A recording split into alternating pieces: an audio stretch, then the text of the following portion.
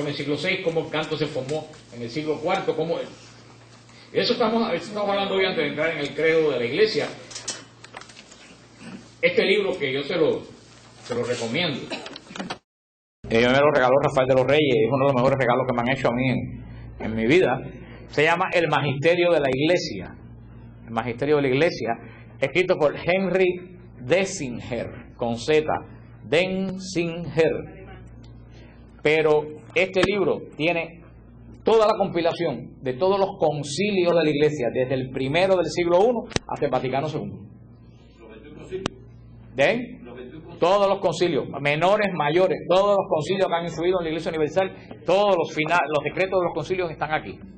Como ustedes verán, está lleno de marcas. ¿Tú sabes por qué? Porque yo lo uso. El Magisterio de la Iglesia. Ustedes no saben cómo esto me ha servido a mí para refutar a los protestantes. Porque aquí les puedo decir con fecha, me dicen, inventaron el purgatorio en el siglo XVI, aquí yo le saco desde qué año se habla del purgatorio. Porque yo quiero decirle algo, cuando el concilio no inventa doctrina, el concilio define doctrina. O sea, no hay un concilio que se haya puesto a decir, vamos a inventar tal doctrina, no. El concilio lo que hace es, de la doctrina que ya existe por tiempo en la iglesia, clarifica la doctrina de la iglesia. No hay concilio que haga doctrina. ¿El concilio qué cosa? Define doctrina ya existente. Por eso es importante este libro, Enrique Denzinger, más que se llama el Magisterio de la Iglesia, pero todo el mundo conoce este libro como el Denzinger. Si tú preguntas cualquier librería el Denzinger, ya todo el mundo sabe de qué libro se está hablando, porque así como se llama, se le conoce con el apellido de su escritor. Han habido 21 concilios mayores y infinidad de concilios menores en la iglesia, pero yo solamente, como no tenemos tiempo de estudiarlo todo, eso puede ser en otra oportunidad, yo me fijé en los 4 que se llaman los 4 grandes concilios. Son los concilios que fijaron la base de la fe, no solo de la Iglesia Católica, de la fe de todas las iglesias cristianas del mundo, a excepción de los mormones y los testigos de Jehová. Hay, por supuesto, Jesucristo del Doral, que no necesita doctrina, pero aparte de Jesucristo del Doral, de los mormones y de los testigos de Jehová, todas las iglesias pentecostales, bautistas, quieranlo o no, la doctrina que ellos tienen fue establecida por la Iglesia Católica, Apostólica y Romana, y ha sido aprobada después de los concilios por el Santo Padre, porque todos los concilios, si no tienen la aprobación del Santo Padre, no es válido. Han habido concilios que han terminado concilios antes que llegara el legado papal.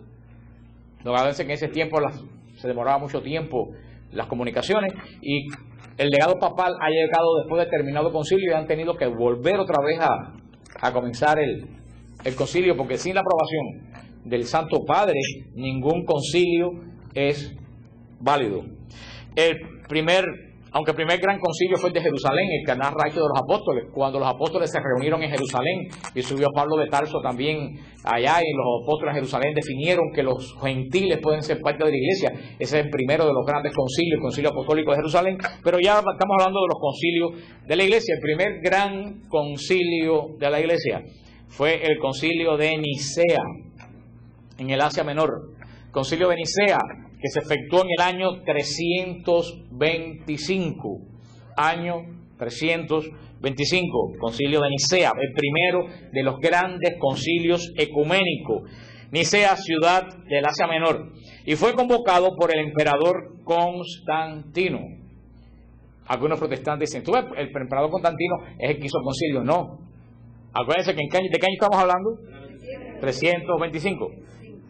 Un error grande que cometen todas las personas que tienen poco sentido común, que es el menos común de los sentidos, es querer juzgar una época con la mentalidad de nosotros. Tú no puedes juzgar ni siquiera cuando tú eras chiquito, hace 40 años, con la mentalidad de hoy. Porque una cosa, cuando uno era niño, que se juzgaba de una forma, hoy se ve de otra forma. Y tu papá que te daba 4 nalgas en el medio de la calle y nada pasaba, hoy en día hace eso y va preso por abuso infantil. O sea, tú de 40 años acá, tú no puedes juzgar con el criterio de hoy. Tú no puedes juzgar con el criterio de hoy lo que pasó en el 1800. menos tú puedes juzgar un hecho del siglo IV con mentalidad del siglo XXI. Tú no puedes juzgar la Inquisición con mentalidad del siglo XXI. Tú no puedes juzgar las cruzadas con mentalidad del siglo XXI. Porque el siglo XVI, si Cristo no viene, puede cometer el mismo error con nosotros. El siglo XVI puede juzgar el siglo XXI con mente del siglo XVI. Es decir, mira qué salvaje lo que hacían esa gente en el siglo XXI. Porque ese es un principio histórico. Para tú juzgar algo tienes que ponerte en la mentalidad de la época. Pasa como la Biblia, tú no puedes leer la Biblia con mentalidad del siglo XXI. Totalmente, como dicen, pero ¿cómo los judíos mataron a toda la gente de Jericó? Vuelvo a decir, tú no puedes juzgar un hecho que sucedió en Jericó hace 4000 años con tu mentalidad del siglo XXI. Tienes que ponerte en la época. Y por eso que la gente dice, no ve, Constantino convocó el concilio de Nicea. Sí, Constantino, eso es histórico. Primero que nada, eso es otro tema que yo tengo escrito en Siloé, la verdad sobre Constantino. Los protestantes demonizan a Constantino. Pero lean las historias de Eusebio de Cesarea. ¿Quién es Eusebio de Cesarea? El primer historiador de la iglesia. Eusebio de Cesarea vivió las persecuciones, vivió la terrible persecución de Diocleciano, la última, de las grandes y la más terrible, más que la de Nerón. Vivió Eusebio de Cesarea, esa persecución. Y Eusebio de Cesarea vivió cuando Constantino firmó el edicto de Milán. ¿Qué fue el edicto de Milán? Constantino firmó un edicto donde se le daba a los cristianos los mismos derechos que las demás religiones. ¿Eso es malo? ¿Eso tiene algo de satánico? Es otra mentira protestante. Constantino no hizo al cristianismo religión oficial del Estado. Lo voy a repetir de nuevo y lo voy a gritar para que lo oigan. Constantino no hizo del cristianismo la religión oficial del Estado. Fue un nieto de Constantino quien hizo el cristianismo religión oficial del Estado. Lo que hizo Constantino fue reconocer que nadie tenía derecho a perseguir a los cristianos por su fe en Jesucristo. Eso fue el edicto de Milán. ¿Y qué hizo el edicto de Milán? Le devolvió a la iglesia y a los cristianos todos los bienes confiscados. Cuando alguien era cristiano los mataban, lo que se llamaban confesores, le quitaban todos los bienes, las propiedades y los mandaban a la mina. Todos esos cristianos los dejó salir y les devolvió. Hay algo malo. Que han reclamado los protestantes en la Edad Media, en toda la vida. Eso fue lo que hizo Constantino con los cristianos. ¿Tú sabes por qué los protestantes lo demonizan? Porque la iglesia que salió de las catacumbas no fue la bautista ni fue la presbiteriana. La iglesia que salió de las catacumbas fue la iglesia católica, apostólica y romana con un papa. Y eso es lo que ellos no pueden soportar. Si Constantino le hubiera dado las mismas facilidades a la iglesia protestante, lo tuvieran hecho un santo de ellos. Eso fue lo que hizo Constantino. Constantino se vino a bautizar días antes de morirse, porque aparte la vida de él no fue ejemplar. Porque si la iglesia es tan mala y la iglesia es tan vividora de las cosas, ¿qué es lo primero que se hubiera apresurado la iglesia a hacer? ¿Qué ustedes creen? Si la iglesia es tan mala y quiere aprovecharse tanto de la política, ¿qué ustedes creen que hubiera hecho la iglesia con Constantino inmediatamente? Lo hubiera canonizado San Constantino, como canonizó a su mamá Santa Elena. Pero la iglesia no canonizó a Constantino. No hubiera sido una iglesia maquiavélica, aprovechadora, no hubiera cogido enseguida a Constantino y lo hubiera hecho santo.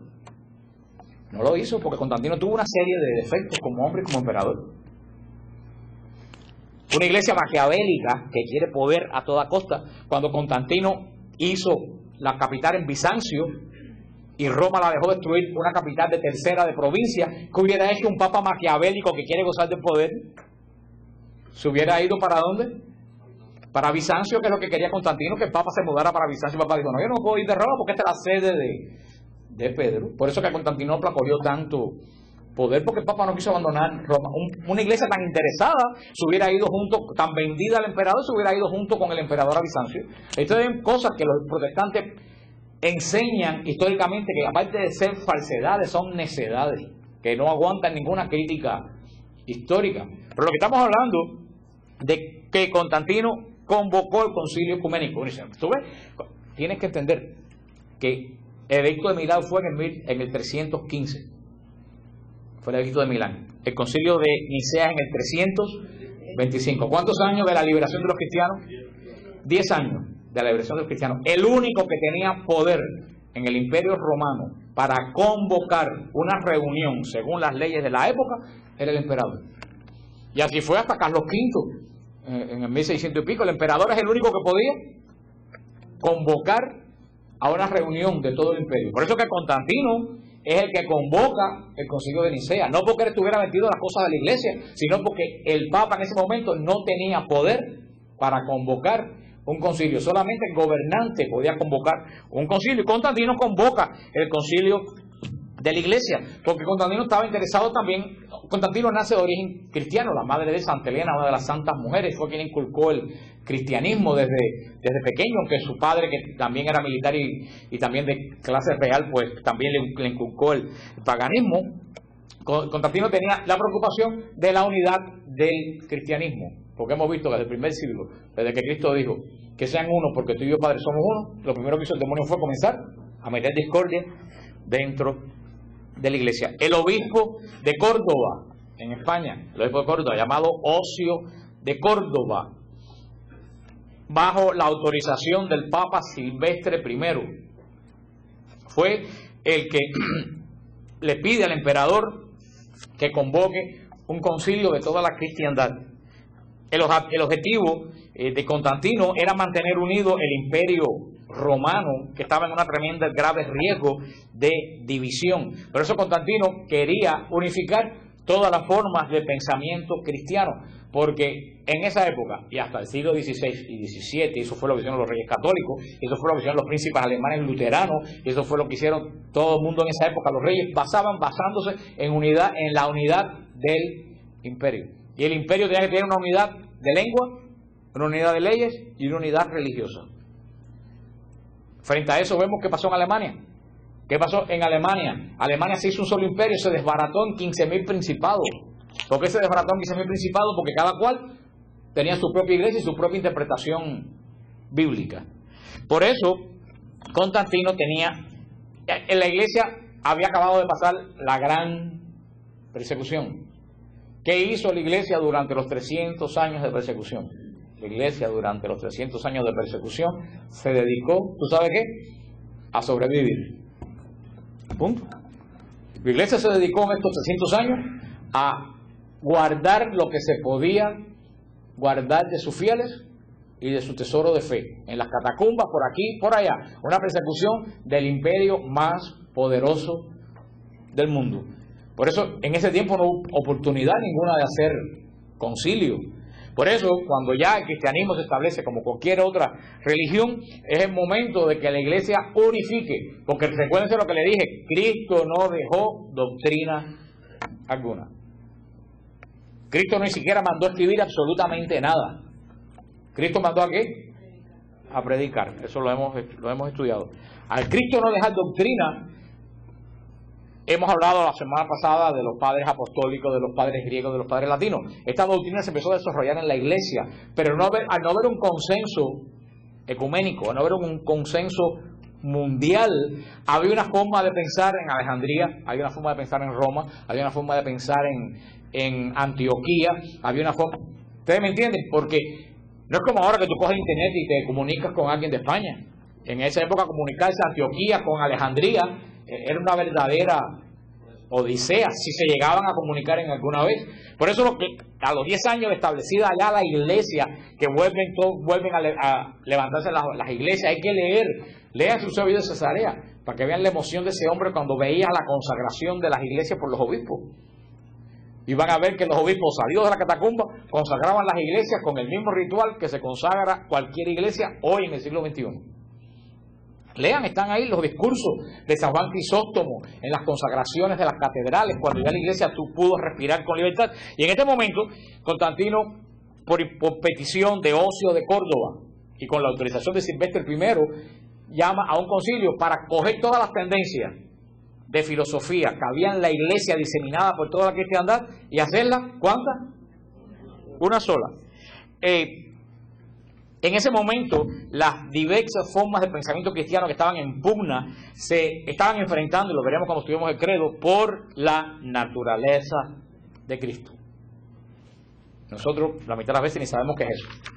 Y cualquiera preguntaría, ¿Cristo es natural?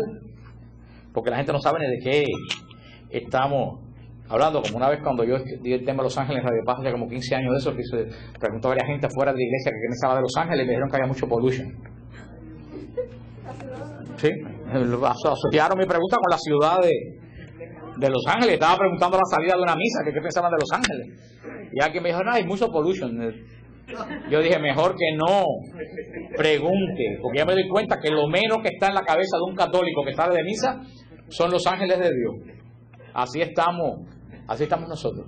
Pero en esa corriente, el gran problema en ese momento era la naturaleza de Cristo. ¿Quién es Cristo?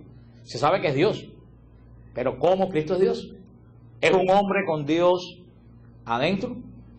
¿Es todo espiritual, un ser espiritual que bajó y es todo espiritual? Estaba la escuela de pensamiento griega sobre la naturaleza de Cristo y su relación con el Padre. ¿De dónde, cómo el Padre creó a Cristo? Entonces, si el Padre creó a Cristo, entonces no es eterno, y si no es eterno, entonces no es Dios. Todas esas cosas que nosotros tenemos tan común desde que tomamos la primera comunión, en ese momento, no. Y hay que entender. Y producto de esas disputas doctrinales, entró una de las primeras herejías después del gnosticismo. El gnosticismo fue la gran herejía del siglo I y va a ser la gran herejía del siglo último. Después del gnosticismo, la gran herejía de ese momento fue el arrianismo. ¿Qué cosa fue el arrianismo? El arrianismo surge de un presbítero de Alejandría llamado Arrio. Ese presbítero se llamaba Arrio. Junto con Eusebio de Nicomedia, tenían la doctrina de que el Hijo se había encarnado en Jesús, era el primogénito de Dios. Por lo tanto, tenía un origen. Era una criatura. Esa era la doctrina de los arrianos. Decía, es la primera de las criaturas, pero no es Dios. Es la doctrina muy parecida a la que tienen los testigos de Jehová. Es una de las primeras criaturas, pero no es Dios. No es coeterno con el Padre. Esa era una de las corrientes. La otra corriente, opuesta a la anterior, sostenía que el Hijo de Dios era idéntico al Padre, y que los dos tenían la misma sustancia. Eso se llamaba el homónimo, la misma sustancia. Cuando digo sustancia, estas son palabras griegas que se utilizaban en filosofía para designar algo que no tenían la menor idea de que estaban hablando. Cuando dice que el Padre y el Hijo tenían la misma sustancia, quiere decir que estaban hechos exactamente de lo mismo. Que lo que era uno, era el otro. Eso lo hay que decir que son de la misma sustancia, es lo que quiere decir. El obispo Alejandro de Alejandría, con su diácono, el gran Atanasio, que llegó a ser uno de los padres de las lumbreras de la iglesia, defendía esta postura, que Cristo era homónimo con el Padre, que era de la misma sustancia que el Padre, que en el credo, como dice la hermana, se traduce la misma naturaleza, pero la palabra original era sustancia. ¿Qué decían los arrianos? No, Cristo es creado, por lo tanto es una criatura que el Padre hizo grande, la primera, pero criatura. Después, un poco más adelante, se creó una tercera posición que estaba entre las dos posiciones. Y los que seguían esta doctrina se llamaban los semiarrianos, porque no creían que totalmente Cristo era una criatura, pero tampoco creían que era totalmente igual que el Padre. Eusebio de Cesarea, este gran escritor, fue uno de los principales representantes. Y no quiere decir que fueran herejes, es que recuerden que en este momento no había doctrina. ¿Cuándo se formaron los herejes? ¿Cuándo ustedes creen que se formaron los herejes? Cuando se crearon la doctrina. Después del concilio. Después del concilio. Los herejes surgen, hasta ese momento ni Arrio ni nadie es hereje. ¿Por qué no son herejes? Porque no hay doctrina. Igual que lo que la gente no entiende, antes de los 10 mandamientos no había pecado. No es que no hubiera mal, no había pecado. Había mal, pero no había pecado. ¿Por qué no había pecado? Porque no había mandamiento. Si todos ustedes vienen y entran por esa puerta para adentro y están reunidos el padre Sergio Carrillo con todo el mundo ahí, pero nadie, no hay en ningún lugar dice nada, ustedes tienen culpa de algo. Ahora, hay un letrero que dice, no entren. Si ustedes entran, eso pasó cuando pusieron los mandamientos, por eso San Pablo, los mandamientos engendran pecado. Y así pasa, no había doctrina, no había hereje. Por eso todas estas corrientes fueron... Los semiarrianos afirmaban que el Hijo no tenía inicio temporal, pero debía considerarse al Padre como precediéndolo en existencia. Los semiarrianos afirmaban que el Hijo era una sustancia similar, pero no igual al del Padre. A nosotros nos parece una cosa sutil, pero para esta gente era debido a muerte. No había doctrina. Había doctrina y esta gente se lo tomaba muy, pero muy en serio. En este concilio, en este primer concilio de Nicea, asistieron más de 300 obispos. Que estamos hablando a 10 años de la liberación de la iglesia. Estamos hablando bastante, con un medio de comunicación súper limitado. Asistieron 300 obispos y fue presidido por Ocio de Córdoba. Otro error, Constantino no presidió el concilio. Constantino no podía presidir el concilio porque no era ni siquiera bautizado. El que preside, los protestantes pintan hasta Constantino sentado en el medio del concilio con todos los obispos. Constantino ni sabía nada de arrianismo ni de semiarriano, él solamente era la autoridad. Pues Ocio de Córdoba lo presidió y el Papa mandó, Silvestre mandó dos sacerdotes romanos, Víctor y Vicentius, que fueron los legados papales al concilio, los que representaron al Papa en el concilio. Casi todos los padres conciliares, la inmensa mayoría de los padres conciliares, condenaron de primera mano el arrianismo. O sea que el arrianismo fue totalmente condenado en ese momento. A partir de ahí, el que creyera que Cristo tenía origen, ¿era qué cosa? Hereje.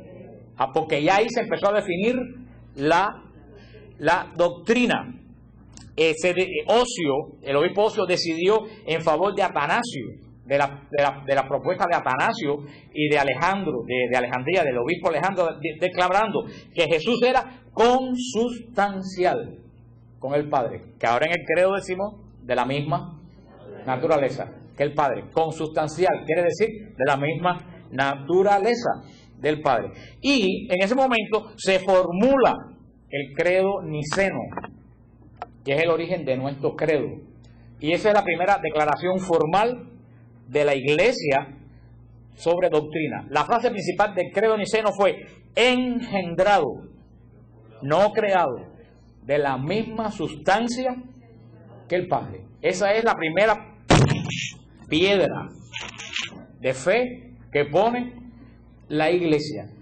Y ahora quiero decirle algo. ¿Ustedes saben con cuántas citas bíblicas la Iglesia puso esa declaración de fe? ¿No se imaginan con cuántas citas bíblicas? Con ninguna. La Iglesia no utilizó ninguna cita bíblica para definir ninguna doctrina. La Iglesia utilizó para definir su doctrina la autoridad de la Iglesia. Punto. Ahora, para definir cualquier cosa tienes que presentar 70 versículos bíblicos. La Iglesia no utilizó versículos bíblicos. La Iglesia dice: nosotros tenemos una autoridad que viene por encima de la Biblia, porque viene del que escribió la Biblia. Y eso es lo que dice 1 Timoteo 3:15: la Iglesia es pilar y base de la verdad.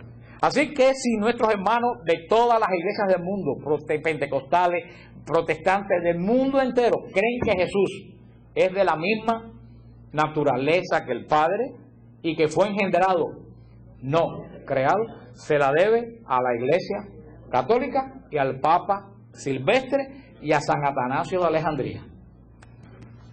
Para que vean. Entonces, iba a buscar aquí algo del concilio.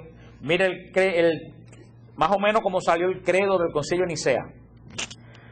Creemos en un solo Dios, Padre omnipotente, creador de todas las cosas, de las visibles y de las invisibles, y en un solo Señor, con esa mayúscula, Jesucristo, Hijo de Dios, nacido unigénito del Padre, es decir, de la misma sustancia del Padre, Dios de Dios, luz de luz, Dios verdadero de Dios verdadero, engendrado, no hecho consustancial al Padre, por quien todas las cosas fueran hechas, las que hay en el cielo y las que hay en la tierra, que por nosotros los hombres y por nuestra salvación descendió y se encarnó, se hizo hombre, padeció y resucitó al tercer día, subió a los cielos y ha de venir a juzgar a los vivos y a los muertos. Creemos en el Espíritu Santo. Ahí termina el credo de Nicea, la primera declaración de fe de la iglesia, que es el mismo credo que rezamos hoy con la visión que vamos a ver ahora. Hermano, desde el año 325 la iglesia tiene una sola fe, que no ha cambiado y que no va a cambiar, porque la iglesia no hace su doctrina por lo que es simpático a la gente o por lo que es popular. La iglesia hace su doctrina por la verdad, que es una, y esa no se cambia, no como la iglesia presbiteriana que se reúne y votan todos los obispos a ver si el matrimonio homosexual es bueno o no. La mayoría votó que era bueno, declararon que era bueno.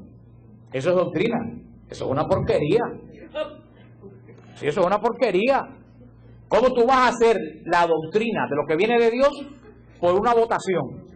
Por una votación.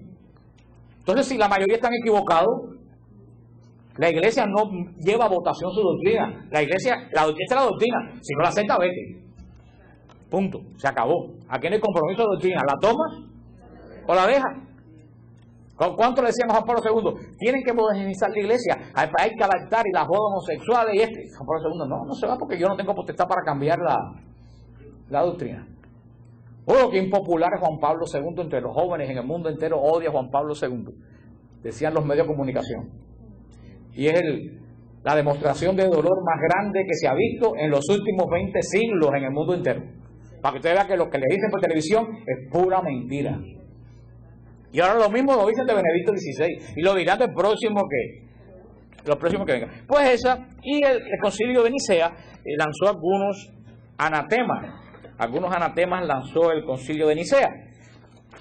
Por ejemplo, dice, más los que afirman hubo un tiempo que no fue y antes de ser engendrado no fue y que fue hecho de la nada, los que dicen que es de otra hipóstasis, otra sustancia, sea anatema.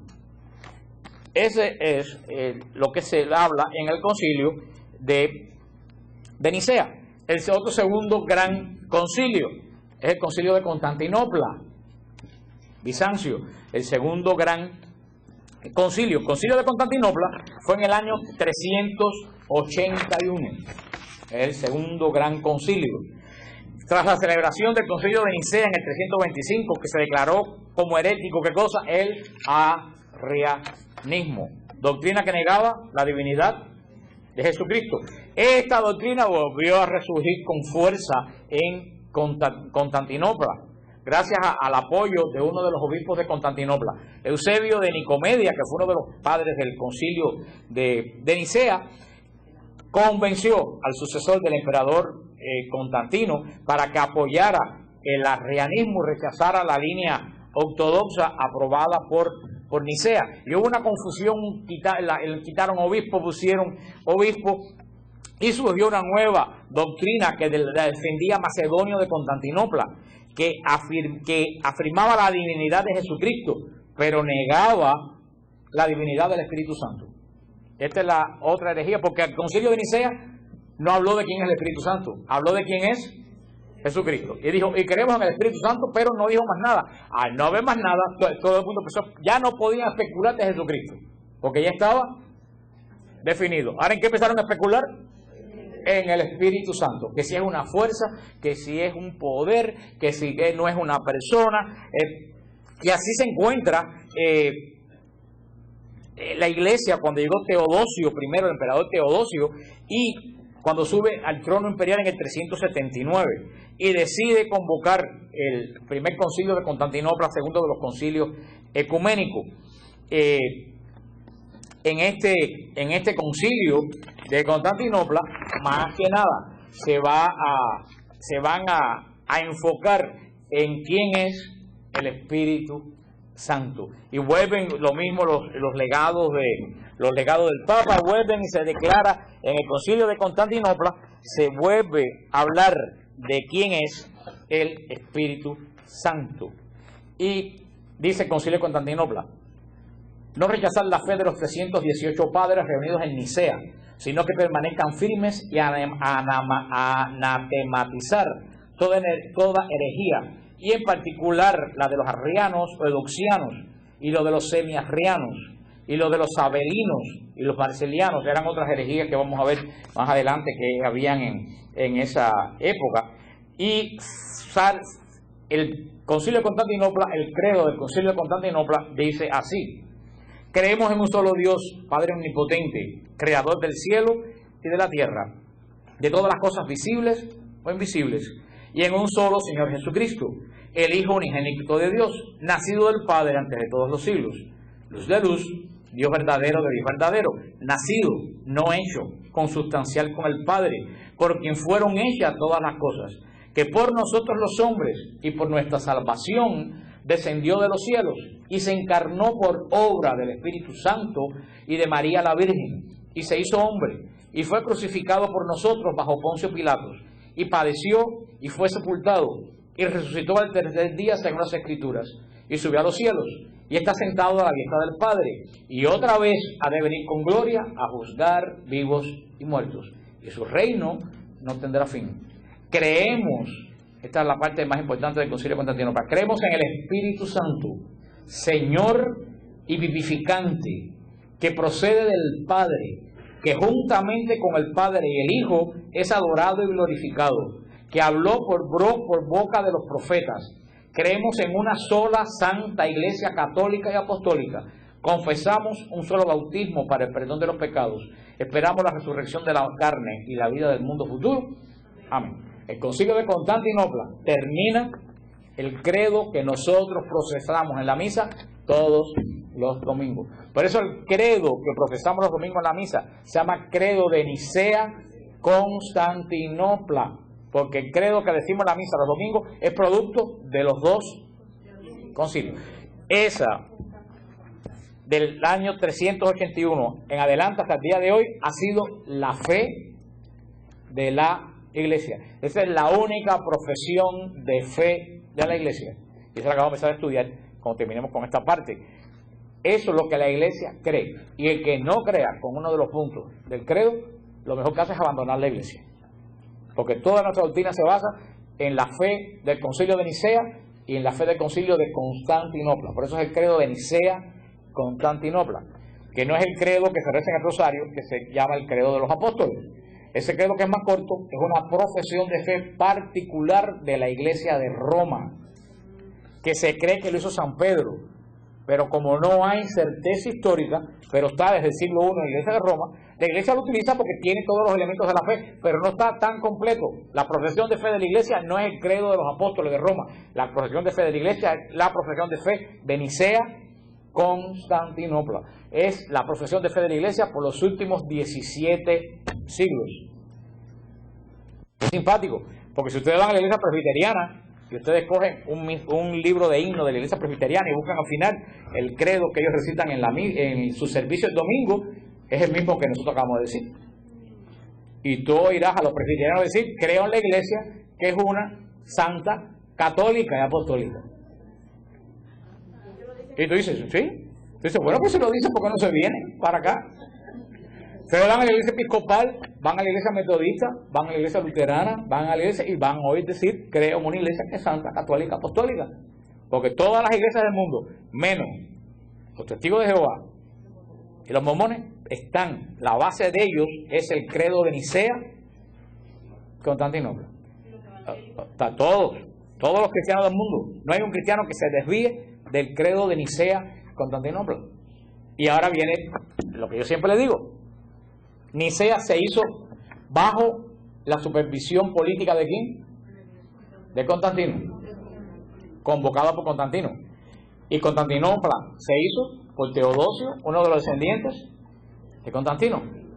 Luego entonces, si la iglesia se volvió la gran prostituta de Babilonia, cuando Constantino se convierte en los protestantes, ¿quién me garantiza a mí que esta doctrina es buena? A lo mejor esta doctrina es mala, y a lo mejor entonces el Espíritu Santo no es Dios. Porque si Constantino corrompió la iglesia y estos dos concilios se hicieron en la época de Constantino, entonces ¿quién me garantiza que lo que cree la iglesia? Dime tú, a lo mejor los protestantes, los pentecostales, con tanto panderetazo, el Espíritu Santo no es Dios. Y que se hacen los pentecostales y ahora resulta que aparece que el Espíritu Santo no es Dios y una fuerza como la electricidad. Se muere de hambre y Benny Hinn y toda la compañía. Y los bautistas, a lo mejor se equivocó, y Cristo no es Dios, que esto es un ángel. Y entonces hay que cambiar absolutamente toda la teología. Por eso, hermano, esa disparate de decir que la iglesia se corrompió cuando Constantino, sí, la iglesia se corrompió cuando Constantino, todo lo que ellos creen está corrupto. Está corrupto. Entonces tiene dos cosas: o lo acepta o dice que todo está equivocado. Lo que pasa es que ellos no saben de dónde salió lo que ellos creen. Ellos no saben que lo que ellos creen lo formó la iglesia católica, apostólica y romana. La ignorancia atrevida. Y para más froña, no lo hizo antes de Constantino, lo hizo después, porque si hubiera sido antes de Constantino hubieran dicho, bueno, es que se corrompió. Después, no, todo esto se hizo después de Constantino. Así que lo tomas o lo dejas. Si la iglesia se convirtió en la gran prostituta de Babilonia y se volvió un desastre, entonces toda la doctrina que tenemos, nadie puede, ni siquiera si la iglesia, si Constantino hizo concilio de Nicea en el 325 y la iglesia define todos los libros del Nuevo Testamento en el 397, ya muerto Constantino, ¿quién me garantiza a mí que estos libros están buenos? A lo mejor la iglesia votó los buenos y se quedó con los malos porque estaba equivocada. Entonces resulta que toda la Biblia está enredada. Habrá que leer el Evangelio de Santo Tomás, a lo mejor el de Judas. ¿Usted me entiende? Ellos en su delirios tremen, porque eso va más allá de ignorancia, ellos pierden contacto con la realidad, pero el problema es que los católicos tampoco tienen conocimiento para hacerlos aterrizar y decir, oye, me frenan. Nosotros no sabemos, ni siquiera nosotros conocemos nuestra doctrina. Entonces tenemos estos dos grandes concilios, pero viene un tercer concilio, un gran y tercer concilio, el concilio de Éfeso, donde estuvimos nosotros. Nosotros tuvimos Rosana, Olguita, Marta María, ¿quién más? ¿A quién más estuvo? La otra Olguita por allá atrás. Estuvimos en Éfeso, y eso que nos llevó una judía loca, que nos llevó corriendo, que no vimos casi nada, pero bueno, pero por lo menos tuvimos, que fue peleando y dando paraguasos durante todo el tiempo. Sí, porque yo me he enterado que ahí está la basílica donde se hizo el concilio, y a nosotros no nos las enseñaron. Y ahí está la tumba donde estuvo enterrado Juan por siglos, y no nos los enseñaron. Por esa mujer andan como una, por querernos llevar a la tienda del oro que después nadie compró, con la facha que teníamos nosotros de homeless, querernos llevar a una tienda que todo valía $4,000 o $5,000. Ese fue, yo pasé, dije así que bonito, y seguí y me fui para el pulguero que estaba en la esquina. Éfeso, concilio de Éfeso. El concilio de Éfeso se celebró entre el 22 de junio y el 16 de julio del año 431. Ese concilio es muy importante para nosotros. El concilio de Éfeso, entre el año 400, comenzó el 22 de junio del 431 y terminó el 16 de julio de ese mismo año. Está considerado, todos estos concilios que estamos mencionando hasta ahora son concilios de la Iglesia Católica y de la Iglesia Ortodoxa. Todos estos concilios primeros de la Iglesia son comunes, porque cuando eso no había separación entre la Ortodoxa y la Católica. O sea que todos esos concilios son comunes a ambas iglesias.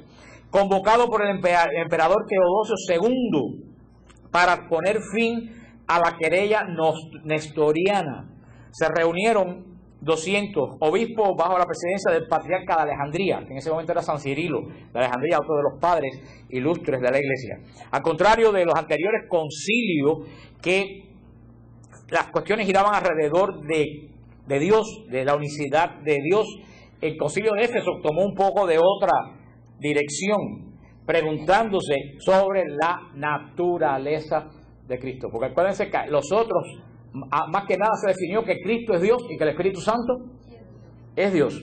Este concilio va a hablar sobre la naturaleza de Cristo, sobre la naturaleza humana la naturaleza divina que hay en Jesús. Porque Nestorio, que fue uno de los obispos, Nestorio decía que, a ver si ustedes me entienden lo que decía Nestorio. Nestorio decía que en el vientre de María se encarnó un niño como todos los niños, y que cuando María dio a luz a un niño como todos los niños, y que después en un momento de la historia la divinidad entró dentro del niño aquel que María estaba criando. Eso es lo que es Nestorio. Entonces Nestorio se negaba a comparecer, inclusive de ir a Éfeso, y mandó al patriarca Juan de Antioquía, fue quien lo mandó por él. Y en este concilio se define que en Jesús hay dos naturalezas: la naturaleza humana y la naturaleza divina, pero que una naturaleza y la otra están tan ligadas que no se puede decir dónde está la divina y dónde termina la humana. O sea que dice que en Cristo todo lo humano es divino y todo lo divino es humano. Que tú no puedes decir esta parte es humana, esta es divina. La encarnación de la segunda persona de la Trinidad es totalmente humano y es totalmente, cada gen de Jesús es humano y al mismo tiempo es divino. Desde el primer momento, desde el primer molécula que existió, todo es humano y todo es divino. Eso se llama, y se llama a partir de ella hasta el día de hoy, unión hipostática. La hipóstasis, la unión hipostática. Que la iglesia, algo de esto lo he explicado, que es como si ustedes cogieran sal y azúcar y la metieran en un pomo y la sacudieran. Ustedes pueden separar cuál es la sal y cuál es el azúcar. A la vez que se ligan, no hay forma. Así está la naturaleza de Cristo. Ahí, desde el momento, la hipóstasis, las dos naturalezas están totalmente unidas. Por eso dice el concilio de Éfeso. Y ahí es donde surge: quien María da a luz no es a un bebé que se llamó Jesús. María da luz a la segunda persona de la Trinidad. Porque Nestorio llamaba a María la Cristotokos. Tokos quiere decir madre en griego. De ahí viene que entonces aquí ginecología se llama tocología. Todo en griego, toda esa parte de la ginecología. Tokos quiere decir madre. Nestorio decía que María era la Cristotokos, la madre de Cristo. Y Éfeso dice: no, María no es la Cristotokos, María es la Theotokos. Teos, Dios. María es la Theotokos. Ese es el primer título que ocupa María en la iglesia, la Theotokos. Y así la llaman los griegos hasta el día de hoy. La Theotokos, la madre de Dios. Porque dice: a quien parió María no fue un bebé humano, fue a la segunda persona de la Santísima Trinidad. Y por eso se le da a María el título de Madre de Dios, no para ensalzar a María, sino para declarar que Jesús desde el primer momento de su concepción era Dios. Por eso cuando los protestantes dicen María no es la madre de Dios, es la madre de Jesús, ¿tú sabes lo que están cayendo? En la herejía de Nestorio. Están diciendo que María parió un bebé que se llamó Jesús. ¿Y que ese bebé, si no es madre de Dios? Porque fíjate bien, la iglesia nos dice que María concibió, que María creó a Dios. Dice que lo engendró. Es algo muy diferente. No creó, engendró. ¿Por qué engendró? Engendró un ser que era preexistente. Nosotros somos creados en el vientre de nuestra madre porque no existimos antes. Cristo sí existía como segunda persona en forma espiritual. Cuando entra por el poder del Espíritu Santo en el vientre de María, para siempre la segunda persona de la Trinidad dejó de ser espíritu. Jamás volverá a ser espíritu. Jesús resucitado no es espíritu. Él se lo dice a los apóstoles: denme comida para que vean que yo no soy un espíritu. Es una forma diferente que nosotros no tenemos idea qué cosa es, pero no es espíritu, sigue siendo verdadero hombre porque comía. Por eso que prueba que no es espíritu. Jesús jamás volverá a asumir ese gran misterio. Cuando Jesús asume nuestra condición humana, la asume para siempre. Por eso dice San Agustín: Dios hizo hombre para hacer al hombre Dios. No que todos somos dioses, sino que Jesús elevó la condición humana, la condición, ¿a qué? A divina. Y por eso cuando Jesús entra en el cielo delante del Padre, es primera vez que un hombre entra al lugar donde nunca nadie ha entrado. ¿Y por qué Jesús puede entrar delante del Padre? Porque es hombre. Para que me entiendas, como si tuviera las dos ciudadanías, nicaragüense y americana. Y puede entrar en Nicaragua y puede entrar aquí. ¿Sí? Lo único que tiene es ciudadanía humana. Por eso es el único mediador, que no intercesor. Una cosa es intercesor y otra cosa es mediador. Jesús es el único mediador, no intercesor. Jesús no es alguien que está llevando recados al Padre continuamente. Jesús no dice, y yo reto a todos los protestantes del mundo, que me enseñen un versículo donde Jesús diga que le pidan algo a Él. No existe un solo versículo que Jesús diga que le pidan algo a Él. Todo lo que dice Jesús es, pídanle al Padre en mi nombre. Esa bobería que yo tengo que ir a Jesús, pida a Cristo, no, quien diga, al contrario, Jesús me abrió el camino al Padre, yo puedo ir delante del Padre. Claro, yo no puedo decir, oye, aquí llegó Pancho. Yo voy delante del trono de Dios en el nombre, Padre, yo vengo a ti de parte de Jesús, porque Él fue el que me abrió el camino, porque si no muere en la cruz yo no puedo entrar aquí. ¿Por qué yo puedo entrar al Padre ahora? Porque un hombre y entró ahí. ¿Quién fue el hombre que entró ahí primero que nadie? Jesús. Al entrar Jesús, ya yo puedo entrar. Pero no puedo entrar yo por mí. Yo entro, por eso eres mediador, pero no es intercesor. Intercesor es todo aquel que va al Padre en el nombre de Jesús a pedir por otra persona. Los santos, la Virgen, todos nosotros. Pero los protestantes tienen confundido el término y ponen a Jesús, yo voy a Jesús para que Jesús vaya al Padre. Eso no es bíblico, eso es lo más antibíblico que existe en el mundo. Tú no tienes que ir a Jesús a pedirle nada. Vaya, si tú quieres, tú vas porque Jesús es Dios y es un solo Dios. Estoy hablando en el sentido que los protestantes lo hacen. Tú vas directamente al Padre. Dicho por Jesús, todo lo que pidan al Padre en mi nombre. Jesús nos dijo, vengan, me lo piden a mí, que yo voy a ir a pedírselo al Padre. Jamás. Eso es una falsa doctrina protestante. Que los católicos andamos repitiéndola, pues no conocemos esta doctrina, pero es muy radio de gente extraña. ¿Ustedes tienen claro este concepto? ¿Qué cosa es mediador y qué cosa es intercesor? La mediación de Jesús es sacerdotal.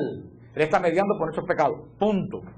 Para interceder por los demás, estamos todos nosotros en el nombre de todos nosotros, primero de todo, que todos nosotros los santos que ya no están en pecado. Porque si todos ustedes están en pecado, no pueden pedir absolutamente nada, porque la comunicación con Dios está cortada. Punto. Por eso los primeros intercesores son los santos que ya están purificados por la sangre del Cordero y ya no tienen pecado. Tú tienes la seguridad que los santos pueden interceder porque ellos ya no tienen pecado. Y de todos los santos, la primera de todos es la Virgen María, que en Juan 2 lo dice, adelantó su hora porque su madre se lo pidió. Si eso no es bíblico, que me expliquen qué cosa es bíblico. Si eso no es bíblico, la Biblia no sirve. Punto. Ah, María está muerta. Ven acá, ¿en qué evangelio tú crees? Entonces, que se murió, se acabó. Porque se murió, tiene la plenitud de la vida. María está muerta. Los que se mueren se acabaron. Esa doctrina, ¿de dónde salió? Cristiana no es. Cristo dijo, vengo a traer vida y vida en abundancia. Cuando tú te mueres, es la plenitud de la vida. Es posible que todos los que estamos aquí, que estamos vivos para los hombres, a lo mejor todos estamos muertos para Dios. Porque si estamos en pecado, lo que hay aquí es una congregación de muertos. ¿Sí? ¿Sí? Y eso no es para reírse, esto es para reflexionar. Hay una congregación de muertos. Y muchas iglesias son congregaciones de muertos. Ahora, una congregación de los santos es una congregación de vivos, porque todos están clamando delante del trono del Cordero, porque ya jamás su comunicación y su comunión con el Cordero podrá ser cortada por nadie, porque han sido sellados en la eternidad. Ahora esa gente no van a poder ser intercesores mejor que todos nosotros. Ahora me preguntaba porque hoy en día queremos racionalizar a Dios. Me decía, pues dame un versículo bíblico donde me expliquen que los santos se pueden comunicar con la tierra. Y que la Virgen María se puede comunicar con la tierra, porque aparentemente no hay ningún tipo de comunicación. Esa persona me escribía a la Argentina. Decía, ven acá, hermano, tú y yo, que somos limitados, muy limitados, que somos pecadores, nos estamos comunicando a miles de kilómetros.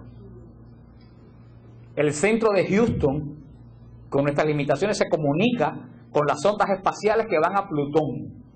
Y tú me vas a decir a mí que el mundo espiritual no se va a poder comunicar con nosotros, cuando el mundo espiritual es todopoderoso. Vaya, si yo me puedo comunicar con un chino con el celular aquí ahora, ¿cómo los santos del mundo espiritual no se van a poder comunicar conmigo? ¿De qué forma? Yo no lo sé. ¿Alguien sabía hace 30 años que existían los celulares? ¿Que iban a existir la posibilidad? No. Pero ¿cómo yo voy a racionalizar a Dios? ¿Usted entiende lo que le quiero decir? ¿Cómo si algo tan común para mí hoy en día? Ah, no, yo me comunico con la India, pero los santos y nosotros no, aquí se acabó. Ellos están, pues yo no sé dónde, yo no sé dónde fueron a parar y se acabó el asunto. Falta, yo digo que la apologética más que nada es sentido. ¿Cómo? Pues este concilio de Éfeso, ya estamos casi terminando, se terminó, y el 10 de julio, después que se terminó el concilio, llegaron los legados del Papa, que llegaron tarde, del Papa Celestino I. Y el 22 de junio tuvieron que volver a hacer la sesión para que el Papa aprobara el concilio de Éfeso, que declara que en Jesús hay dos naturalezas, pero totalmente unidas, entrelazadas con la unión hipostática. Y le da el título conciliar, le da el título de concilio, que María es la Madre de Dios. El mismo concilio que definió que en Jesús hay dos naturalezas unidas en una sola sustancia, que es doctrina de todos los protestantes, ese mismo concilio definió con la misma autoridad que María es la Madre de Dios. Tú no puedes coger una doctrina y desechar la otra, porque una doctrina va unida a la otra. Recuérdense el título de María, que a mí me encanta, antiquísimo, el más antiguo de la iglesia de María, la Theotokos, la madre. Todos los íconos, donde tú vas en cualquier lugar del mundo árabe, tú digas la Theotokos, todo el mundo sabe que estás hablando de María. El último concilio, pero ya para terminar, que es rapidito, es el concilio de Calcedonia. El concilio de Calcedonia fue un concilio ecuménico que tuvo lugar el 8 de octubre al 1 de noviembre del año 451 en Calcedonia, ciudad del Asia Menor. Fíjate, todos estos concilios fueron en el Asia Menor, porque ahí estaba el florecimiento de la cristiandad. ¿Qué pasó con todas esas grandes civilizaciones cristianas? Fueron pasadas a la espada por los musulmanes. Para que después vengan a decir que Benedicto XVI dijo que era una religión que se había impuesto no por la predicación, sino por la espada. ¿Dónde están las grandes comunidades del Asia Menor? ¿Qué son hoy en día esas ciudades? Musulmanas. ¿Porque las convirtieron? No, porque las masacraron y las mataron. A las cosas hay que decirlas como son. Este cuarto de los primeros 7 concilios ecuménicos fueron reconocidas hasta también como doctrinas infalibles, tanto por la Iglesia Católica como por la Iglesia Ortodoxa. Rechazó la última gran herejía de esa época, que fue el monofisismo. El monofisismo. ¿Qué fue el monofisismo? El monofisismo fue todo lo contrario del concilio de Éfeso. El concilio de Éfeso dijeron que en Cristo había dos naturalezas totalmente unidas. ¿Qué decía Arrio? Cristo no es divino. ¿Qué cosa es? Humano. ¿Qué decía la monofisista? Cristo es totalmente divino. No es humano. ¿Ustedes me entienden? Los monofisistas se fueron a la otra esquina de los arrianos. Y el concilio de Calcedonia condenó el monofisismo. Volvió a afirmar la doctrina, y a partir de ese momento, infalible de la iglesia, de que en Cristo hay dos humanidades. Y que Cristo, este concilio, acaba por siempre con la discusión y la plenitud de que Cristo es la segunda persona de la Santísima Trinidad. Se reunieron 600 obispos y bajo los legados del Papa. Y eso es en el año 451. Y eso es muy importante porque ahí, en ese concilio, nace la rama de la iglesia a la cual yo voy, la iglesia melquita. ¿Por qué? Porque hubo una parte del Asia Menor que no aceptó este concilio y siguió siendo monofisista. Pero hubo una parte del Asia Menor que fue fiel al rey, al emperador de Constantinopla, que dijo, hay que aceptar las conclusiones del concilio de Calcedonia. Melec quiere decir en árabe rey.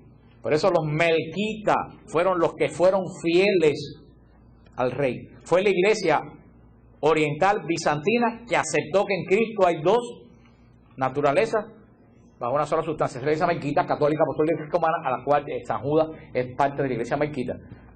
Por eso se llama melquita, Melec, porque fueron fieles al rey. Hubo una parte de Asia Menor que no aceptó, y crean que no, todavía hasta el siglo XVIII en el norte de la China había monofisistas, habían iglesias monofisistas, y en Irak hay iglesias monofisistas que tienen liturgia como la liturgia católica, los sacramentos, y parecen son totalmente igual que nosotros, pero ellos creen que Jesús no es humano, que es divino. Y la iglesia copta de Etiopía, no la copta de Egipto, la iglesia copta de Etiopía también es monofisista. Cree igual que Jesús murió en la cruz, que resucitó entre los muertos, que está sentado a la derecha del Padre, que vendrá a juzgar vivos y muertos. Creen que María es la madre de Dios, pero creen que Jesús hay una sola hasta el día de hoy. Y hasta hace poco la iglesia armenia se pensaba que era monofisista, pero en todas las, y por eso estaba separada de Roma, pero en todas las conversaciones que ha habido con Roma se han dado cuenta que la iglesia armenia no es monofisista, sino que en la forma antigua de expresar su lenguaje hubo una confusión al traducir las notas. Entonces ya se da la conclusión que la iglesia armenia no es monofisista. Porque a veces estamos hablando de una falta de comunicación tremenda entre un lugar y otro. Que no solo la falta de comunicación, el idioma entre un lugar y otro, las traducciones entre un lugar y otro, el que interpretaba y traducía, todo eso fue origen de muchas controversias, que hoy en día no hay forma, con todos los medios de comunicación que hay, todavía nosotros nos confundimos y decimos que alguien dijo lo que no dijo. Y yo digo, pero que no saben leer. Esos son los grandes concilios. Ya son las 10, solamente yo lo quería leerles como curiosidad. Voy a coger unas cuantas de algunos concilios salteados como curiosidad, para que ustedes sepan algunas de las cosas. Por ejemplo, vamos a ver. Mira, buscar algo que sea importante ya para cerrar. Fíjate, en el concilio de Elvira, aunque no fue un concilio ecuménico, fue un concilio muy importante de la iglesia. El concilio de Elvira fue en el año 300 en España. Pero fíjate, entre las cosas que dijo el concilio de Elvira, que para que es una idea, oye lo que dice en el canon 27. El obispo o cualquier otro clérigo que tenga consigo solamente a una hermana o una hija virgen consagrada a Dios, pero en modo alguno que tenga conviviendo con él a una extraña. Prohibimos totalmente a los obispos, presbíteros, diáconos, a todos los clérigos puestos en ministerio, que se abstengan de sus cónyuges si en algún momento la han tenido, sino que sea apartado del honor de la clerecía. Ya en el año 300, el concilio de Elvira deja bien claro el celibato. Puso en orden algo que aparentemente uno lo cumplía y algún obispo tenía alguna ayudanta viviendo con él y dijo, nada de eso, solamente que con los obispos, los presbíteros vivan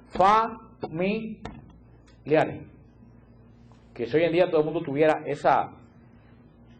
los obispos, los sacerdotes, no anduvieran por ahí de pachanga con todo el mundo, se hubieran evitado muchísimos problemas. Pero ¿sabes por qué a mí nadie me ha acusado de abuso sexual? Porque a mi casa no ha entrado absolutamente nadie. Nadie sabe cómo mi casa está arreglada, ni puedo dar testimonio cómo mi casa está arreglada. Si a mi casa hubiera habido entrada y salida de gente, estoy seguro que en algún momento ya me hubieran acusado. ¿Por qué han habido acusaciones? No voy a decir la palabra porque es muy fea. Por el relajo que ha habido de entra y sale, y ven para aquí, va para allá, y ven esta fiesta, y sale con fulanito ven para mi cuarto esta noche, vamos a conversar, y menganita ven para acá. Y eso ya desde el concilio de Elvira, en el año 300, lo dejó muy claro. Y cuando la iglesia era tan antigua y tan anticuada, que tenía confesionarios llenos de rejas y cortinas, por algo los tenía. Por acá los confesionarios tenían una reja llena de huequitos y una cortina por el medio. Ahí no hay posibilidad ninguna, ni de relajo, ni de acusación de abuso, ni de nada. Pero somos modernos, hay que confesar en un cuarto cerrado, con 2 sillas, ahí entró el demonio. Hermano, la iglesia es vieja, y lo que la iglesia ha ido haciendo a través de los siglos, sabe por qué cosa lo ha hecho, pero quisimos ser modernos y modernizarnos, y junto con el modernismo entró Satanás. Pero fíjate, ya para los que le digan que el celibato lo puso el Concilio de Trento, ya en el año 300, el Concilio de Elvira deja bien claro el celibato. A ver, alguno otro. Fíjate, en el 343, en el Concilio de Sárdica, en el 343, oigan lo que dice. El obispo Gaudencio dijo: si os place a esta sentencia que habéis emitido llena de santidad, hay que añadir: cuando algún obispo hubiere sido depuesto por juicio de los obispos que moran en los lugares vecinos y proclamare que su negocio debe tratarse en la ciudad de Roma, no se ordene en absoluto otro obispo en la misma cátedra después de la apelación de aquel cuya disposición está en entredicho, mientras la causa no habrá sido determinada por el juicio del obispo de Roma. En el año 343 ya se dice que el único que puede dilucidar en problemas de la iglesia es el obispo de Roma, y que no se haga nada sin contar con en el año 300, y si el concilio lo dijo, que ya eso venía como una costumbre establecida. En los cánones contra Orígenes, que escribió el Papa Vigilio, si alguno dice o siente que las almas de los hombres preexisten o que fueron inteligentes y santa potencia, sean anatemas. ¿Tú sabes qué cosa es? La reencarnación, en el año 553. Para los que dicen que la reencarnación era una doctrina de la iglesia. A ver, ya si veo alguno otro interesante.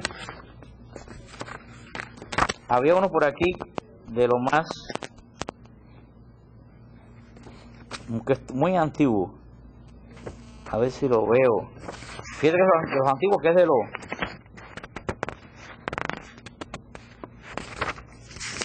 símbolo de Toledo. Fíjate lo que dice un símbolo que se llama el Quincunquen en el año 400. Si alguno piensa que debe creerse en la astrología, sea maldito. Maldito, anatema. En el Quincunquen del Concilio de Toledo del año 400 de nuestra era. Por eso le digo que esto es interesantísimo, este libro, porque cuando dicen ustedes, no, porque la iglesia cree en la reencarnación, ven aquí, miren, está el concilio en el año tal, anematizaron la reencarnación. No, que la iglesia cree en la astrología, mira, en el siglo tal, que el celibato se inventó en el siglo XVI, mira, en tal lugar se habla del celibato, que el Papa no tuvo poder hasta, mira, aquí en el año 300 dice que todos los litigios de los obispos tienen que irse a... En otro por aquí, que no voy a mentar porque no estoy buscando, habla de, y esto fue en el año 103 de nuestra era, en el año 103, 70 años después de la asunción de Jesucristo. Hubo una disputa increíble en la cristiandad, aunque no saben por qué, por la celebración de la fiesta de la Pascua. ¿Cuándo se celebraba la Pascua? La Iglesia Oriental, 70 años de la muerte de Jesús. La Iglesia Oriental celebraba la Pascua cualquier día de la semana que cayera la Pascua judía. Por ejemplo, si el día 14 de Nisan, judío, del mes judío, no de nuestro mes de abril, Nisan, que acuérdense que es un mes lunar que fluctúa. Si el 14 de Nisan, que es el día que murió Cristo, caía miércoles, ese día era que se celebraba la muerte de Jesús. Si caía un martes, la muerte de Jesús se celebraba un martes. La iglesia latina celebraba la Pascua siempre en el domingo próximo a la Pascua judía. No cogía el día, celebraba un domingo, porque la iglesia latina quería celebrar el día que resucitó Jesús como el domingo, como en realidad fue. ¿Se acuerdan de lo que decían los padres de la iglesia? Que fue el día después de que se separó la luz de las tinieblas. Entonces hubo una disputa tremenda y fue el Papa Víctor en Roma quien dijo: la Pascua hay que celebrarla domingo, la semana de la primera luna nueva de primavera, que es la Pascua judía, donde cae la Pascua judía, pero no un día rotativo como la Pascua judía, porque la Pascua judía puede caer cualquier día de semana. Siempre se va a celebrar la semana mayor de domingo a domingo. Y a partir de ese año, los protestantes, ¿cuándo celebran la resurrección? ¿Qué día lo celebran? Cualquier día de la semana. Domingo. Ellos no saben que si ellos celebran la resurrección domingo es porque la Iglesia Católica definió que ese día hay que celebrar la resurrección domingo. Y la Iglesia de Oriente aceptó ya en el año 103, aceptó lo que dijo el Papa Víctor y se acabó la discusión. Todas las iglesias comenzaron a celebrar la Pascua como se celebra hasta el día de hoy, de domingo a domingo, no cualquier día de entre semana. Por eso yo los animo a ustedes que se compren el Denzinger, este libro, que lo estudien, que hagan como yo. Mira, lo tengo lleno de presilla, lo tengo subrayado por todos lados. Mira, aquí mismo te dice el Papa Bonifacio VIII, que en 1294 te dice bien claro cómo las indulgencias no se pueden vender. Y después están diciendo que cuando Lutero se vendían las indulgencias, aquí el concilio con Bonifacio VIII prohíbe la venta de las indulgencias. O sea que esto es un libro que yo creo que un católico que quiere conocer su fe, quiere progresar en la fe, debe tenerlo como libro de cabecera junto con el Catecismo de la Iglesia, porque van a encontrarse cosas aquí muy interesantes. El Concilio de Trento, una belleza el Concilio de Trento, como específico. El Concilio de Trento ordenó la misa. Eso que la gente de Lefebvre andan despelucados por ahí diciendo que la misa tridentina es la misa, no han oído decir a los lefebristas que la misa tridentina es la misa eterna, que nadie puede tocar la misa tridentina. Y yo le digo a los lefebristas, ¿qué cosa es la misa tridentina? No existe misa tridentina. La misa es el sacrificio único de Jesucristo, y eso no lo inventó el Concilio de Trento. Hay liturgia tridentina, que es otra cosa muy diferente. Tengan eso claro, no hay misa tridentina. La Eucaristía es la misma. ¿Hay qué cosa? Liturgia tridentina. Porque el Concilio de Trento puso orden en la liturgia. Porque antes del Concilio de Trento, aparentemente la liturgia era el acabose. Yo estuve leyendo que una de las prácticas litúrgicas antes del Concilio de Trento era coger el cáliz en la consagración y ponérselo en la cabeza. ¿Tú sabes por qué? Porque los cálices pesaban mucho. Todo tiene su porqué. Los cálices pesaban mucho. Cuando los levantaban para que todo el mundo lo viera en esas iglesias tan inmensas y pesaban tanto, se lo ponían aquí. Pero después los cálices no fueron tan pesados. ¿Y qué pasó? Se quedó la costumbre de ponérselo. ¿Y qué hizo el Concilio de Trento? Ordenó la liturgia tridentina. Que el Concilio Vaticano II, con el mismo poder que el Concilio de Trento arregló la liturgia, el Concilio Vaticano II la arregló de nuevo y la todos los tiempos. Pero el Concilio Vaticano cambió la Eucaristía. No, ¿qué fue lo que modificó? La liturgia. Mal o bien lo que sea, pero la Iglesia tiene poder para modificar una liturgia mientras mantenga los parámetros principales. Fíjense una costumbre que teníamos antes del concilio, los que se acuerdan antes del concilio, para que ustedes vean cómo se quedan costumbres en la iglesia. Ustedes no se acuerdan que cuando el sacerdote en la consagración, el monaguillo cogía la casulla y la levantaba. Ustedes no saben por qué se levantaba la casulla. Porque esas casullas del siglo XI y siglo XII eran gigantescas y brocadas de oro, pesadísimas. Cuando el sacerdote levantaba la cáliz no podía levantarla, entonces los diáconos cogían la ropa y la levantaban, pero después las ropas se hicieron de seda, que no pesaba, pero ¿qué quedó? Ese gesto que nadie sabía porque levantaban. ¿Qué hizo el concilio? Quitó ese gesto es innecesario, ¿no? Las campanas, bonitas o no bonitas, ¿por qué se tocaban? Porque en esas grandes catedrales europeas como la de Sevilla, que tienen el coro delante del altar mayor, cuando la iglesia está llena, los que están detrás del coro no ven el altar. No ven el altar. Entonces, ¿cómo se enteraban la gente que estaban consagrando? Tocaban la campana. Ya las iglesias todo el mundo ve, pero quedó. ¿Tú me entiendes? Hubieron muchas cosas que se quedaron, que perdieron el sentido, y los concilios pueden, manteniendo la esencia de la misa, ¿cómo se llama? Liturgia de la palabra, ofertorio, plegaria eucarística, consagración, comunión, acción de gracias, manteniendo, que ha sido desde que vino San Justino en el 150 hasta el día de hoy, manteniendo eso. Lo que la Iglesia ha hecho con las distintas liturgias ha sido modificar las liturgias, pero todo eso, que hay una liturgia tridentina, no existe. Digo que hay una misa tridentina, no existe. Y que Papa Pío V ordenó que fuera para toda la eternidad la misa tridentina. Ningún Papa tiene poder para... El Papa es infalible, ¿en qué? En moral, en fe y en costumbre. El Papa no es infalible en liturgia. Te lo digo para cuando vengan estos lefebristas que traen unas leyes y unas cosas que no están muy preparados, también lo confunden.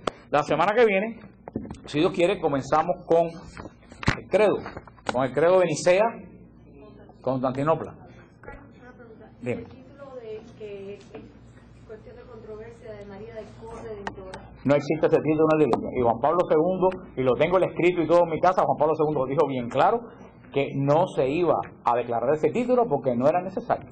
Lo dijo Juan Pablo II, que más mariano que Juan Pablo II hay que mandarlo a hacer, porque dice que se iba a aumentar. No quiere decir que María no sea corredentora, María es corredentora como también tú y yo somos corredentores, pero declarar esos dogmas es aumentar más la confusión que existe ya. Pero tampoco, porque el manípulo no decía nada para acercarse, pero ya con ventilador no hace falta manípulo. No hace falta manípulo. Son cosas. Estamos haciendo la colecta, ya hacemos los anuncios y nos vamos. Pero hay muchas cosas que cuando uno conoce la iglesia son muy interesantes. Todo en la iglesia tiene sentido. En la iglesia no hay nada que haya caído de una mata. Todo tiene un tremendo sentido. Sí. En costumbre. Sí, que es más o menos lo que la moral. Costumbre. Pero con la costumbre está ligada a la moral. Así que por eso siempre se dice que el Papa es infalible en fe y moral. En fe y moral. El Papa es infalible en fe y moral. Pero nada más. En liturgia el Papa, ni en política, ni en historia el Papa es infalible. Ni en sus opiniones personales el Papa es infalible. Sí. Porque los diáconos no tienen la plenitud del sacerdocio. El diácono solamente es un ayudante, es un criado. No tiene la plenitud del sacerdocio, por eso no puede consagrar ni puede confesar, porque él no tiene el sacerdocio. Es una orden que no es orden sacerdotal, es una orden de la iglesia, pero no llega al grado de ser Cristo. El sacerdote es otro Cristo, el diácono no es otro Cristo. ¿Está claro? Yo oí, porque quiero decirle, en EWTN hay magníficos programas. Y quiero decirle que el programa de EWTN en español, la programación en español, es superior a la programación en inglés. Y yo estaba viendo un padre argentino, blanco en cana, que dio una charla sobre el celibato el otro día, espectacular. Y se hizo una gran pregunta que yo nunca me la había hecho, porque uno siempre aprende. Y él dijo, ¿por qué nadie cuestiona el celibato de las monjas? Póngase a pensar, ¿ustedes han visto alguna vez a alguien cuestionar el celibato de las monjas? Se cuestiona el celibato sacerdotal, pero algunos dicen, no, las monjas se deben casar. ¿Han oído alguna vez decir eso? Y decía el padre, ¿no habrá un poco de machismo detrás de todo eso? Que el hombre siempre tiene y la mujer no. Una gran pregunta. Yo nunca he visto cuestionar, ciertamente, ni ustedes han visto alguna vez cuestionar el celibato de los budistas, que son célibes. No dice, ¿por qué no se casan los monjes budistas? ¿Por qué? Porque, ¿a lo visto alguna vez? No. ¿A quién es el único que ataca? A los católicos dice, porque el celibato es sacerdotal, por muchas razones que dijo. Entre otras cosas, configura al sacerdote a Cristo célibe. O sea, di un programa sobre el celibato, pero esta pregunta yo le dije, otra verdad que nunca he visto a nadie decir que porque las monjas no se... Es más, que yo creo que alguien que tú le dirías encontraría grotesco que las monjas se casaran. Ah, pero el cura, ¿por qué no se casa? Los programas que hay son en la iglesia porque los curas...